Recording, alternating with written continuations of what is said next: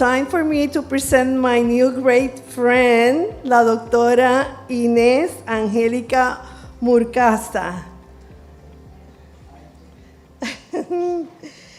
La profesora Murzaku es profesora de religión en Seton Hall University en New Jersey, directora del programa de estudios católicos y presidenta fundadora del Departamento de Estudios Católicos de Seton Hall University.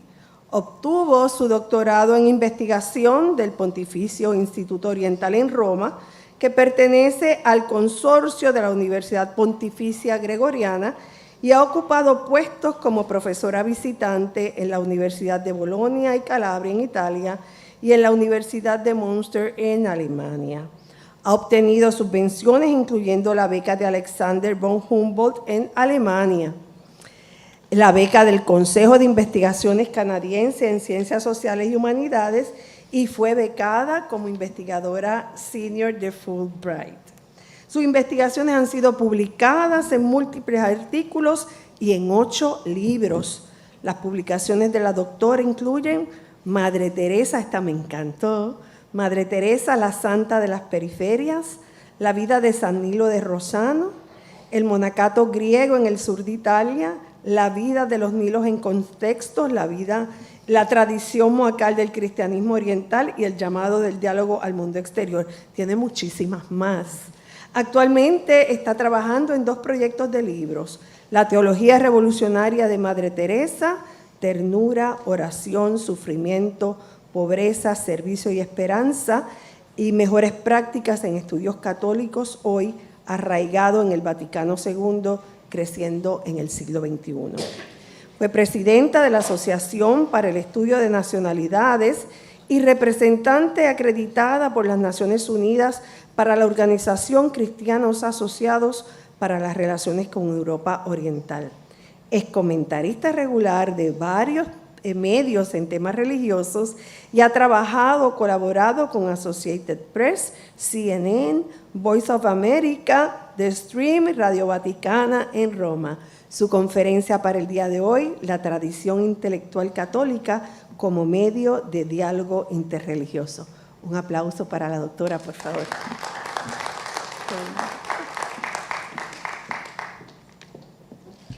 Thank you very much for that beautiful introduction.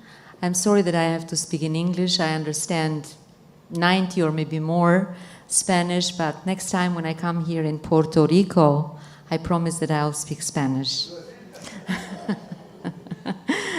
Gracias for the invito. I'm really very grateful, and it's, you know, I arrived for the very first time in the island nel giorno del San Valentino, so I really started a love affair with this island and the people, the wonderful people of this island. So thank you very much for the invitation. So I have to go up and down with this. To go to the next slide. I don't know. Yes, I will focus, you know, it would be theoretical, but at the same practical, my lecture, because I am at that point in my career that after you become a full professor and you wrote all the books, and I'm sure that many colleagues here in the audience, you know, might agree with me. At the end of the day, you say, okay, I published all my books, I became a full professor. Now, what's next? And of course, you know, the books that we read are, are read by a few people that are super specialized in the field. And then, you know, what next? You always think for that next. I had the wonderful experience that when I was doing doctoral studies at the Pontifical Gregorian University Pontifical Oriental Institute, I was working for the Vatican Radio, so there was this connection between what I was studying at Orientale and Gregoriana and just, the radio station. So it was a very practical application. So I tried of returning to that pattern. And when when the Board of Regents and Trustees nominated me to create the Department of Catholic Studies and also the program in Catholic Studies, I jumped to this opportunity because my training is in historical theology and also ecclesiastical history. How to make, and the background of all this program is how to make theology speak to other, communicate, dialogue with other disciplines. And that is the core of Catholic Studies program at Seton Hall University, but also in other universities all over the United States. So this is the structure of my lecture. So the thesis, of course, is la tradición intelectual católica como medio para el diálogo interreligioso, Catholic intellectual tradition, and Catholic University as catalysts for interreligious dialogue. And I'm a strong believer in this thesis. I've done that. I can prove it to you. Then we'll go into an introduction where Michaels meet. It's a neat story that it's a real story, not made up. Saint Michael, the Archangel, and also the Muslim Mikhail, Catholic Church and the interreligious dialogue, the Catholic University and interreligious dialogue. And I included Pope John Paul II, that my colleague beautifully referred to ex corde ecclesia, Pope Benedict XVI, Pope Francis, on interreligious dialogue. And I see these three popes as really complementary to each other on the theme of interreligious dialogue. And also how interreligious dialogue is in the curricula of the Catholic Studies program that I created at Seton Hall University, and then a few conclusions. So please bear with me. So this is a real story that happened last year. Last year I taught a study abroad spring course in Italy entitled Italy in the Footsteps of the Saints. I had 22 students in my class taking the course. And it was of course it is an academic course, intellectual course, but also it's a pilgrimage course. We go together, we foster friendships. You see the students, before taking the course, they are each and everyone in their own corner. But then as soon as they start, this pilgrimage together, we become one. We become together. And that's another dimension of this study abroad course. Of course, we went to Naples, Lanciano, Sanctuary of St. Michael's, on Mount Gargano in Italy, San Giovanni Rotondo, Assisi, Siena, San Gimignano, and many other sites. This course is one of the expressions, I can say, of the Catholic intellectual tradition that happens in a very, very special way in a Catholic university. A pilgrimage to do the walk of the saints, following their footsteps, and possibly emulating their heroic virtues. Academic courses, for me, are encounters. Students encounter faculty and their peers, explore, analyze, emulate, following the footsteps of the saints in this case. These generous encounters transform into generous dialogues. And that is what our classes are all about. In my classes around medieval church history in general, theology, explaining all these layers of civilizations, and in this case, the saints.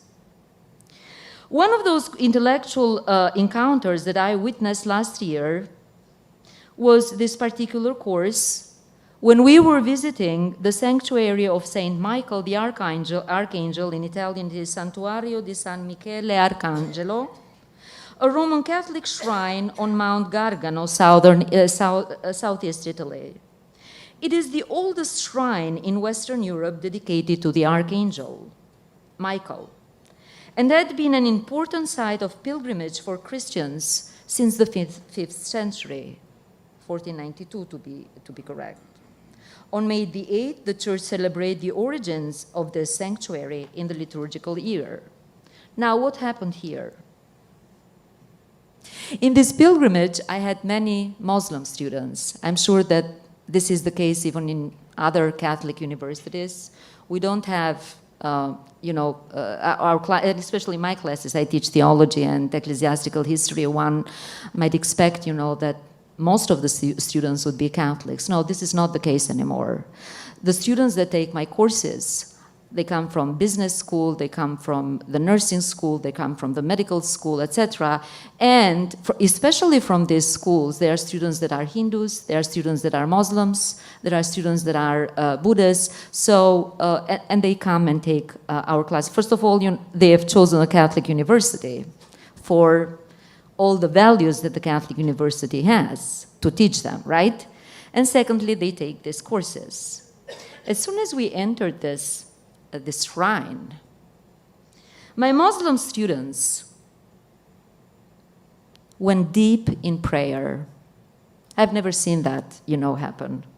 I was stuck. And then after that, after they prayed, we started a theological discussion on angels. There on that beautiful site. On one side were my students who were Catholics and Christians, and then on the other side were my Muslim students.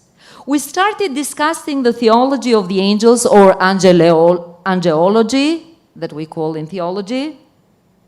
My Muslim students were explaining to their Christian students what angels mean in Islam. What is Mikael in Islam? What are the surahs that mention the angels as messengers, actually? It was one of those teaching moments that as a faculty member, I really appreciate. Students coming from their own traditions, from their own religious backgrounds, and discussing their faith. It was a faith element there, right? Because the Muslim students, they were practicing their faith. And on the other hand, I had my Catholic students who practiced their faith, of course, in this very deep dialogue. And there I realized, I said, you know what? Catholic University, that is the purpose of Catholic University. That is the purpose of interreligious dialogue. That is the purpose that with these deep dialogues that happen, in this case, in this particular shrine, we can start a dialogue in our classrooms, with our students, among students, but also, and my colleague beautifully mentioned that it all depends on the professors.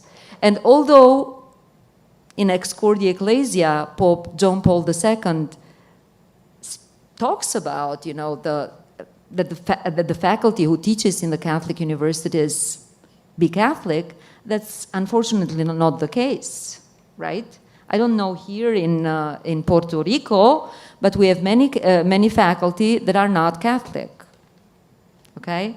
So even that is a moment for dialogue. That would be my point. So I'm starting with this little story, which really impacted me, and also it's very telling for where we are going in academia. I will return to my other slide. Yes. So I will now I will go. The Catholic Church and the interreligious dialogue. So where is the theology? As Catholics, where should we look for the Church teaching on interreligious dialogue? I will start with the Vatican II. Vatican II marked the inaugural instance of a Church Council addressing other world religions in a very structured and also empathetic manner. This perspective is dispersed across several of its 16 documents, with a pivotal introductory statement in paragraph 16 of the Council's dogmatic constitution of the Church, Lumen Gentium. Following an exploration of its connections with different Christian groups, in paragraph 15, the Council bishops turned their attention to discussing Jews and Muslims. Quote, "Finally, those who have not yet accepted the gospel are related to the people of God in various ways. There is first that people to whom the covenants and promises were made, and from whom Christ was born in the flesh, a people in virtue of their election beloved for the sake of the fathers. For God never regrets his gift of his call. But the plan of salvation also includes those who acknowledge the Creator, first among whom are Muslims. They profess to hold the faith of Abraham, and together with us, they adore the one merciful God who will judge humanity on the last day." This is fundamental as far as the Jews and the Muslims are concerned. We are together, right? Coming from the faith of Abraham, the people of the book, right? The Jews, Muslims, and Christians. And also the salvation, it's underneath this text, the salvation is a collective thing. We cannot be saved alone. And Pope Francis actually has brought this point. It is a together project, okay? Even the salvation. It's not something that can be achieved alone. So this is very, very powerful in my view. And then again, additional contemplation on the Catholic Church's interactions with other faiths, particularly Judaism, is presented in the Council's declaration on the relationship of the Church to non-Christians, Nostra Aetate. Within this document, the Council attributes a non-defensive appreciation of the significance of other religions. So Nostra Aetate is another key document. And again, in my classes, my approach is very much primary sources, because you really need to go to these primary sources and know what the Church is saying in documents. Right? Not in secondary sources, not in tertiary sources, where sometimes, you know, authors have their own interpretation, theologians have their own interpretation, but present that as the official, you know, documents. So these are, you know, some documents to be kept in mind. The statements emphasizing the duty to evangelize. Now, here is another, a little problem that, of course, the Church found a solution to this. From the statements from the Second Vatican Council, they emphasize the duty also to evangelize, okay? Which came right after the Church's declaration of respect of other faiths. So if you read all these documents of the Second Vatican Council, on one side you have, yes, you have to respect, you know, the faith of the Muslims, of the Jews, or other faithfuls.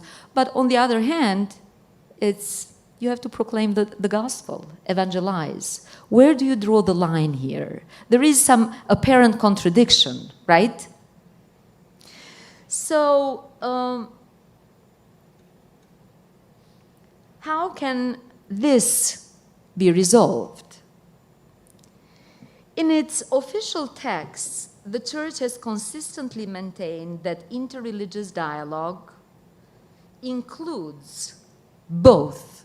And the Church doesn't see actually any contradiction between the two, proclamation of the faith and also, you know, respect for other religions. Both understanding others and sharing the gospel are not contradictory.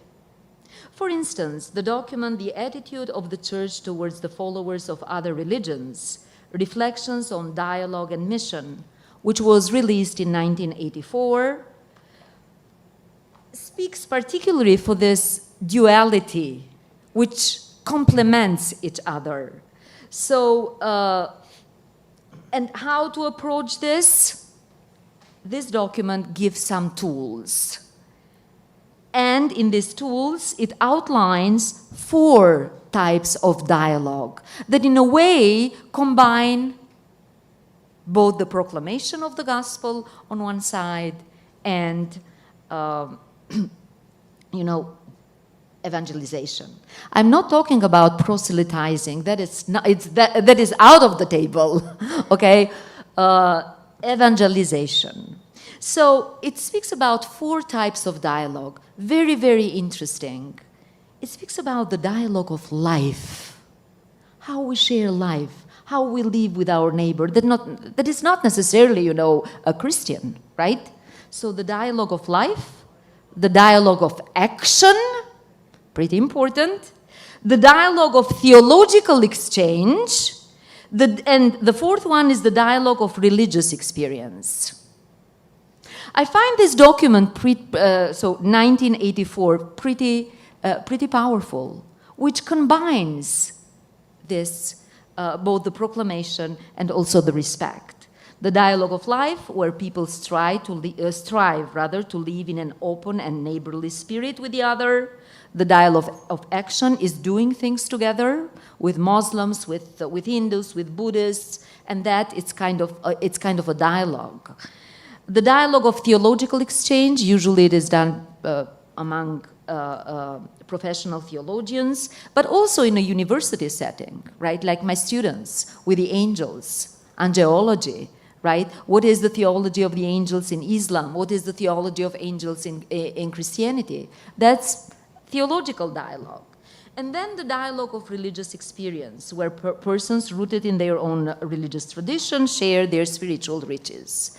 And this happens, you know, with our neighbors, with our students in a university setting. Actually, the university is the locus, is a place where all this, because of course, you know, students live on campus, right? And the dialogue of life can happen very easily. Students participate in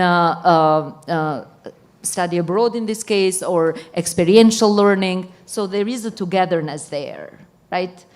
So the Catholic discussion often navigates this delicate balance, which I think the Church has found, you know, has provided us some tools to reconcile this two.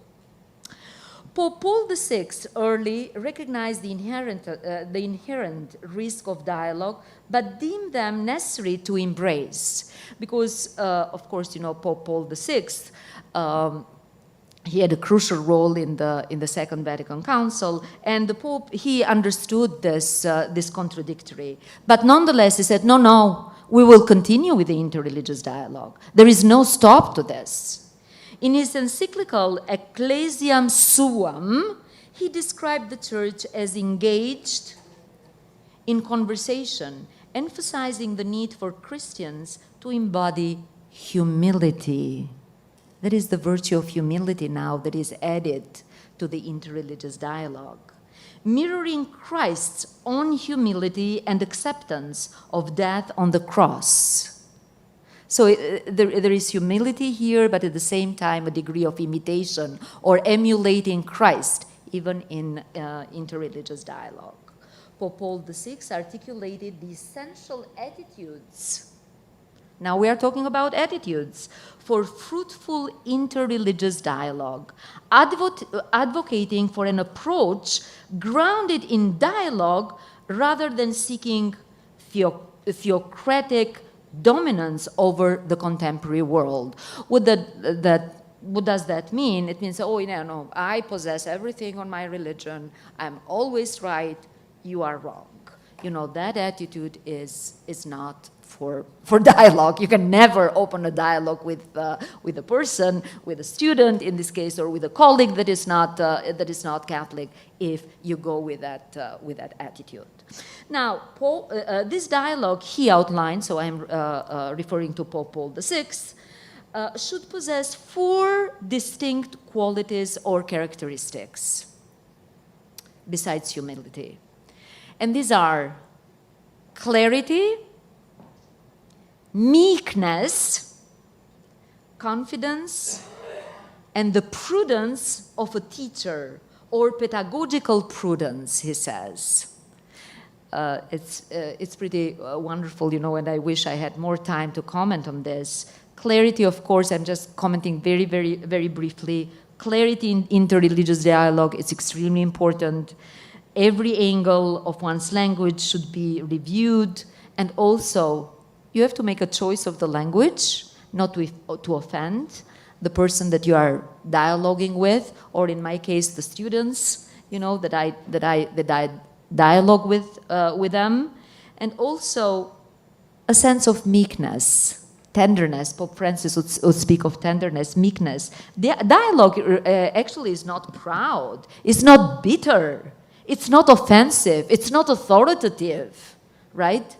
But always you have to have that openness of mind, that flexibility, that love that we talked a lot about in this conference. Confidence. One should have confidence not only in the power of one's word, but also in an attitude of welcoming the trust of the converser, right? Trust promotes confidence and friendship. And trust is at the core of every relationship. Trust is a must, actually, in building a relationship. And I see that, you know, even in interreligious dialogue. Prudence of a teacher, Pope Paul VI stresses, yes, a lot of prudence is needed here, and also a pedagogy of interreligious dialogue, if you will.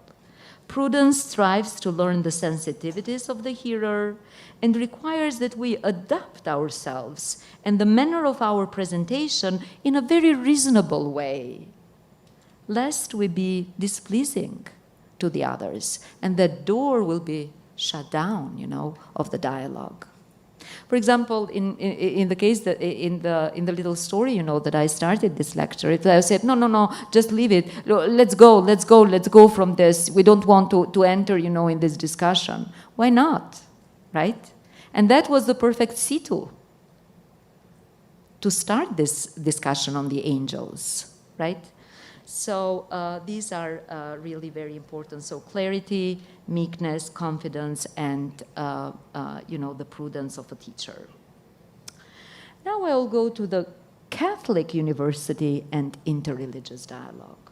Where do we fit as Catholic institutions in interreligious dialogue? Is there anything in the documents of the Church about interreligious dialogue? What can we apply, right, to really be truthful to our names as Catholic institution? And this institution actually is a little more because you are also pontifical, right, university. So I started chronologically. Again, I see the Holy Fathers, each and every one of them has contributed to the interreligious dialogue, to the topic that I have under investigation. They are complementary. The Holy Fathers, they have their own charismas. They are not one against the other, but each contributing to this, to the deposit of faith, right? So John Paul II, Excordia the Ecclesia and interreligious dialogue. Pope John Paul II, Apostolic Constitution Excordia the Ecclesia of 1990, places the Catholic University at the heart of the Church. In fact, it is the Church that birthed the university. I'm thinking now of the medieval university, Bologna, for example, or other medieval universities in Spain or in Belgium. They were birthed by the Church. And these universities disseminated knowledge and kept the culture alive. Catholic faith has always been in dialogue with reason. So faith and reason, that is the binomio, that is the duality, where the Catholic university has its foundation, faith and reason. And faith and reason require and fulfill each other. They are not in conflict with each other, hence making them the two pillars of the Catholic intellectual tradition and also of the Catholic university. So faith and reason. And now in academia we talk a lot about interdisciplinarity. The Catholic University has that ingrained, faith and reason. It is ingrained in how the university has been founded, right? So, however, John Paul II in Ex Cordie Ecclesia provides not so much elaboration on the interreligious dialogue in the Catholic University. But this neither impedes reflection on the topic, nor diminishes its dialogical leads about the special vocation of the Catholic University to contribute to the interreligious dialogue.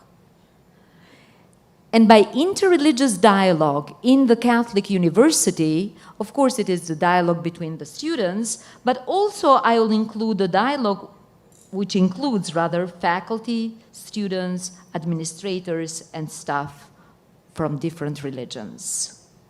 Ex Cordie Ecclesia calls not for an interreligious dialogue, but for a cultural dialogue, which goes hand in hand, in my view, with interreligious dialogue. This is what it is stated in the Ex Cordie Ecclesia. Quote, "A Catholic university enables the Church to institute an incomparably fertile dialogue with people of every culture." So it is the cultural dialogue that is spelled out here. Thus, a Catholic university must become culturally sensitive, starting with the different cultures of the faculty, students, administrators, and staff, but also extending to the various cultural traditions existing within the Church, unquote. And this really asks for a discernment, right? On the part of the faculty, on the part of the administration, etc. Religion is impactful on culture and is an identity maker. And both religion and culture are really interwoven. You cannot separate one with the other. So I think that in this intercultural dialogue that John Paul II was talking about here, it's also the interreligious dialogue, because religion is part of culture, is an identity mark. So consequently, intercultural dialogue is in fact an interreligious dialogue, and one does not study culture without studying religion. They go hand in hand. Besides assigning them a role in ecumenism or inter-Christian dialogue, Ex Cordie Ecclesia asked Catholic universities to engage in interreligious dialogue, so in interreligious, intercultural dialogue, to assist in discerning the spiritual values that are present in all religions. So although the interreligious dialogue is not spelled out clearly, it is in the spirit of the letters, in the spirit of the letter, right, of Ex Cordie Ecclesia. What Ex Cordie Ecclesia intends and invites on Catholic university campuses is engagement with different cultures and different religions, I can add, as well as study of and reflection on other religions, giving value to diverse spiritualities. John Paul II approach to interreligious dialogue in Catholic universities is inclusive and engaging at the same time, a method that by no means dilutes the Catholic identity of the university. Because again, that kind of apparent contradiction that we talked about in the Second Vatican Council documents, that on one side, we are called to respect other religions, and on the other hand, we are called, to evangelize, to proclaim the gospel. It can be applied here, but John Paul II said, no, there is no contradiction between these two. The Catholic University, besides being a locus for dialogue between faith and reason, which are the two pillars of the Catholic education, is also a locus of intellectual and interreligious dialogue, with the ultimate goal of the search for peace and political stability, a more just sharing in the world's resources, and a new economic and political order. And a political order that will better serve the human community at a national and international level. So these are some reflections, theological reflections from that crucial document for the Catholic University. Now, Pope Benedict XVI, and I put there in the notes, intercultural dialogue and how to understand that intercultural dialogue that Pope John Paul II is calling us to do. Now, Pope Benedict XVI, he is really a pontiff, bridge builder, bridging the universitas, university, and the interreligious dialogue. And the key that he is offering us is truth-seeking, always based in the duality between faith and reason. Probably you remember this controversy that happened in 2006, but I'm just reminding you. On September the 12th, 2006, during the apostolic journey to Munich and Regensburg in Germany, Pope Benedict XVI delivered a lecture entitled Faith, Reason, and the University, Memories and Reflections. It's a beautiful lecture. If you haven't read it, read it, and I'll give you some more my personal thoughts, on this. And this was given at the University of Regensburg, so it was an intellectual lecture, and the audience, of course, were professors, students, and administrators.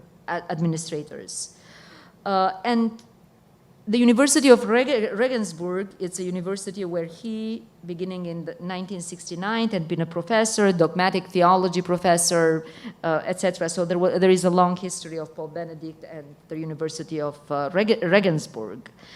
Given his predecessor, John Paul II, did not provide a very clear theological foundation, I'm stressing this, of the place of interreligious dialogue should play within the Catholic University, it seems to me that Benedict XVI kind of picked up the pieces and said, okay, there is another layer to reflect, on the interreligious dialogue in the Catholic University. He took upon himself the task of addressing this kind of lacuna, if you will, of Ex Corde Ecclesia. Benedict XVI lecture caused an uproar and controversy in the Muslim world, as the remarks that he made in that particular lecture, in that particular university, in that particular audience, were taken and interpreted out of context. It was a single citation actually removed from the context and the theological framework of the lecture that caused the controversy. I'm not going into a discussion with that, but yeah, these are some points to be kept in mind. And again, I'm a Byzantinist as well, and how that was a citation from the Emperor Michael II Paleologos. So it wasn't Pope Benedict saying that; he simply was citing this Byzantine emperor. But nonetheless, that caused the point is this: despite the negative and the negativity that came, that it received in the media, Benedict XVI lecture, when it kind of, started to sink in, I can say, at the University of Regensburg, opened wide avenues for truth-seeking through interreligious dialogue. Extremely important, I think. And what the Pope had in mind is a truth-seeking among Christians and Muslim scholars. And the other dimension of this is that Benedict XVI put the university as the locus of dialogue, faith and reason, and now another dimension, interreligious dialogue. extremely important, I think. Pope Benedict XVI never lost faith in the university as a place of encounter, interdisciplinarity, and dialogue among the specialized disciplines. And also, he made the point that sometimes high specialization in a field makes a scholar lose sight of the whole. When we as Catholic university professors are not looking at a piece, but we are looking at the whole student. It's a holistic kind of education. And Pope Benedict here speaks about this holistic, integral approach to education. The very term universitas is emblematic of Benedict XVI, understanding of the modern time university, and especially the Catholic university and its holistic mission. In 2011, during the apostolic journey to Madrid, Pope Benedict XVI called upon universities and study centers to take the lead and become places of candid exchange of religious ideas. For Benedict XVI, the university has always been the house where one seeks the truth proper to the human person and the locus for intercultural and interreligious dialogue. Pope Benedict XVI overly affirms the purpose of interreligious dialogue as a theological and truth-seeking measure, exploring life's big questions, including the origin and destiny of humankind, good and evil, and eternal destiny.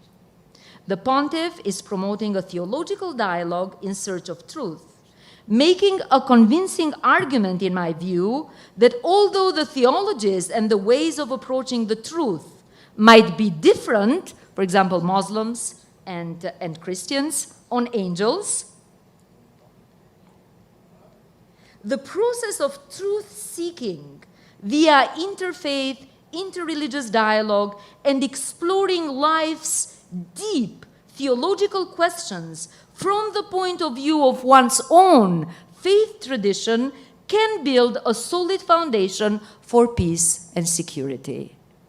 And this is what he is proposing to professors, to faculty who teaches in the theological sciences at Catholic universities.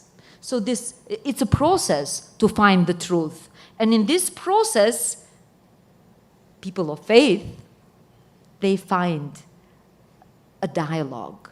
They can dialogue with each other. It's very powerful in my view. Truth and peace are two sides of the same coin. The splendor of truth leads to peace and peaceful coexistence. Benedict XVI argues that peace cannot be reduced to the naive absence of armed conflict. Instead, it needs to be understood as the fruit of an order which has been planted in human society by its divine founder. So, and this type of dialoguing, according to Pope Benedict XVI, brings peace. And he's not talking only about peace, the peace and war, but he was talking also about an interior peace, right? Which is more important, I think, sometimes, finding that interior peace. So, how much time? Oh my God, okay.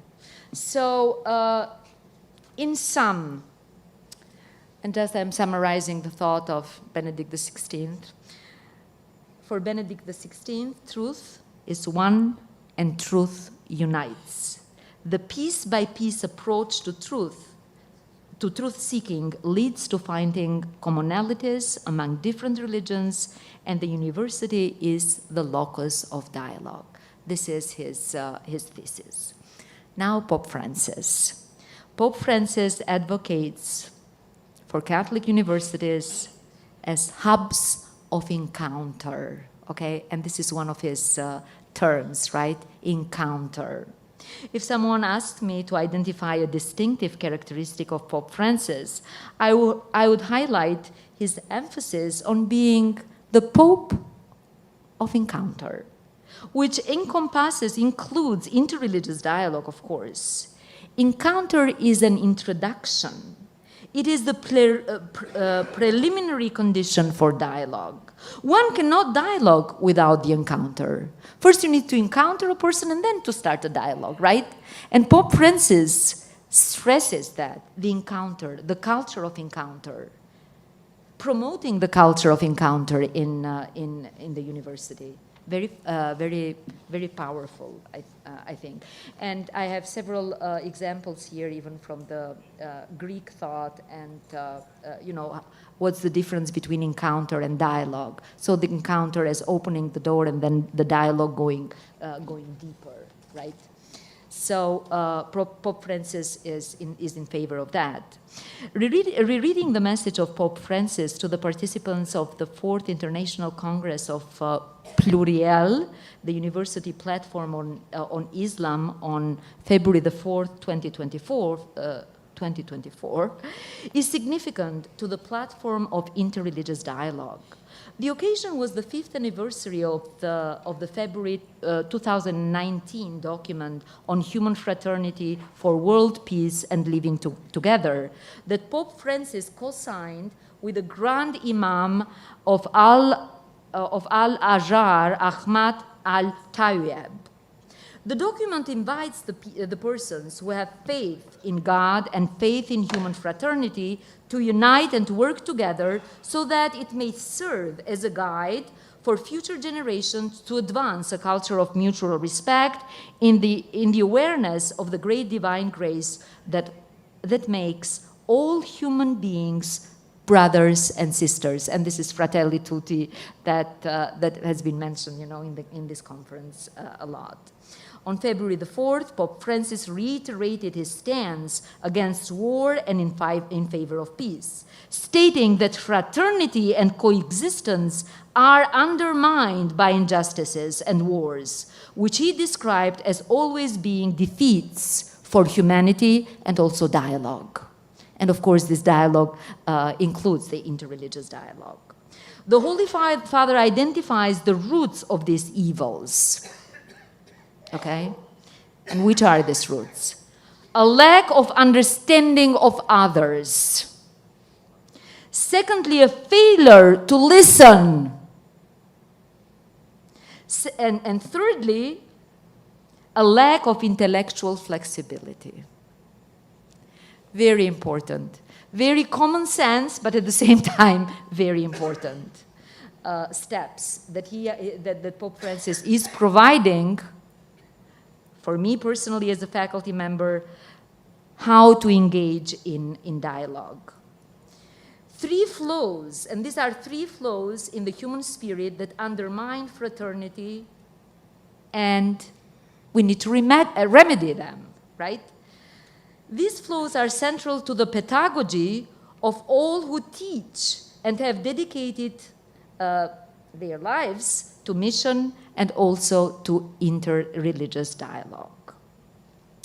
On February 25th, 2023, in an audience comprising rectors, professors, administrators, and students of the Pontifical Roman Universities, Pope Francis said something very important that I took to heart about the university, and especially the Catholic pontifical universities. Universities, and this is the quote, is a school of harmony and consonance among different voices and instruments. It is not a school of uniformity, he says. No, it is one of harmony and consonance among different voices and instruments, like the orchestra that we saw last night. That is his vision for the university. So university chorus in harmony, right? And this thought actually is very much in symphony, I can say, with Saint John Henry Newman idea of the university. Now, interreligious dialogue in the curricula in Catholic studies, actually, we have included 2 courses which are very, very popular among our student body. One is Catholic and Muslims in Dialogue, and it's very practical, so we go very much to the praxis. Another course is Global Christianity, because I mean, when I created the program, of course, with the faculty on my side, we thought about ecumenism and also, you know, interreligious dialogue. Ecumenism is also, it's the dialogue among Christians, right? For example, Catholics and Orthodox in dialogue, right? Or Catholics and Protestants in dialogue. Even that is a dimension. And the other course is that deals with Muslims. Again, at Seton Hall, we are seeing many students, many Muslim students coming to Seton Hall. Now, so there is an application, a direct application of all that of all the topics that I covered here. In conclusion, as I am getting ready to teach in Italy, this time in Sicily, actually. I'm leaving the 29th of February, in a few days, to teach my Foundations of Christian Culture course. I'm really anticipating more teaching moments like the one that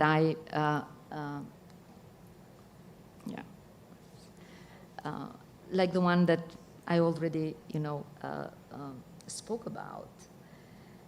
And the group of students that I'm bringing with me this time is, again, a lot of students are not Catholics. Some are atheists, actually. I have a few classes with them. And so how to attract the students? And I'm sure that God has a plan that we could converse in these wonderful sites, you know, that we are going to see in Sicily, where these layers of civilization, but also of the dialogue and non-dialogue are there. So I'm anticipating that. Leveraging Pope Francis's guiding principles for forging deep connections, my students and I are embarking on a transformative pilgrimage together. So I'll put transformative, pilgrimage, and it's a together. Even the education should have a soul, ought to have a soul. And the soul is in the togetherness. This journey will not only be about academic enrichment, but also about cultivating a sacred space where students are encouraged to fully embody their unique identities, express their views candidly, and equally imbue a sense of openness to absorb and learn from their peers. Our study abroad class transcends traditional academic boundaries. It is a pilgrimage marked by a profound shift from individual exploration to a collective growth, a deliberative effort to forge community that evolves from initial encounters to meaningful dialogue and ultimately to the possibility of fraternity. In the spirit of Pope Francis's teaching, this educational endeavor is more than just a transfer of knowledge. It is an act of love, a beacon of hope, and a step towards realizing the vision of Fratelli Tutti. Education, as articulated by Pope Francis, serves as a powerful testament to our commitment to nurturing not only just minds, but hearts, fostering a sense of brotherhood and shared humanity that promises a brighter, more inclusive future for all. Thank you very much for your attention.